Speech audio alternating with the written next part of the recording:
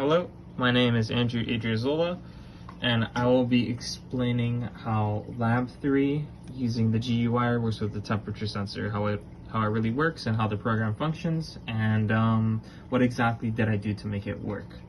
So first off, here is the circuit. It's the same circuit as we did in the lab previously. We have connector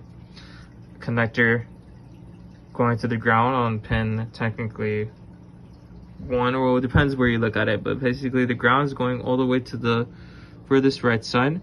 Then we have the AO, which is our analog, one of our analog inputs, going in the middle where the resistor connects, and then we have another resistor, which is then the end of the resistor released to 5 volts. The reason why we need to put the resistors in the first place is to reduce the current basically that's flowing throughout the system, and specifically for the temperature sensor. Now for the code itself, how it works is that I'll show you now. Hold on.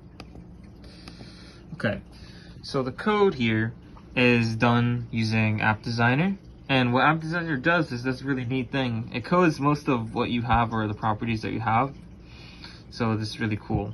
So first, what I did was I created a properties thing, made it public to set these that I'll be using across the entire callbacks that I've used and the code itself.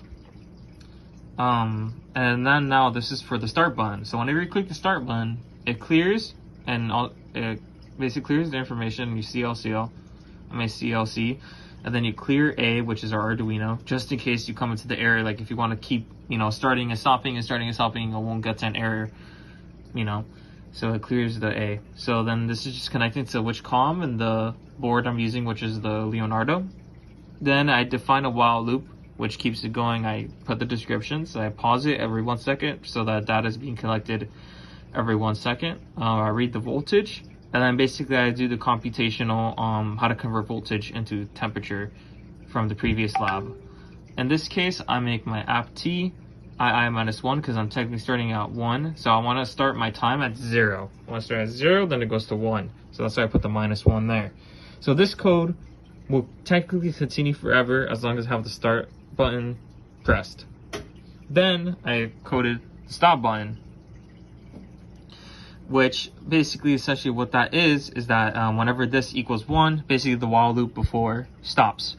And then I want to plot some initial data that I collected, which is going to be in temperature C at first, and basically the rest is just computational labeling. Like the string 1 is how I label my little chart that you'll see, and it's for the average temperature of degrees C.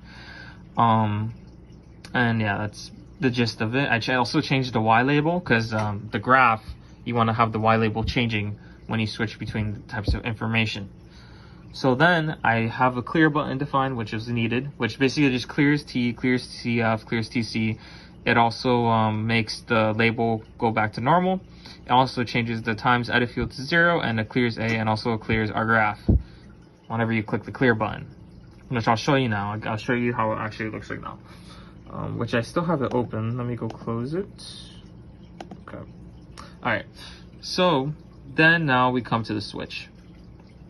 The switch, I used the callback function. So how the switch works is it's an if statement. Basically, it's saying if it's on temperature C, that it runs this certain code. And what it does is it basically just runs the code. It gets the mean of TC. It basically just plots things again, rechanges the Y label, and it changes the plot and also the label and the time. Oh, the time technically stays the same because all we're doing here is just doing a conversion factor. And then now when it comes to the graph itself, I'll just show you real quick. This is how it looks like. Hold on. Yeah, so let me go start it real quick just to show you. Okay, let's say I run it for like 3 seconds. I click stop. It ran for like around 2 seconds, right?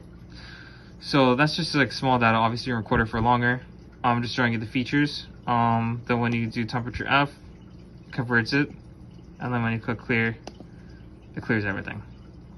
Thank you for watching, and this lab was great to work with. I hope you enjoy the video.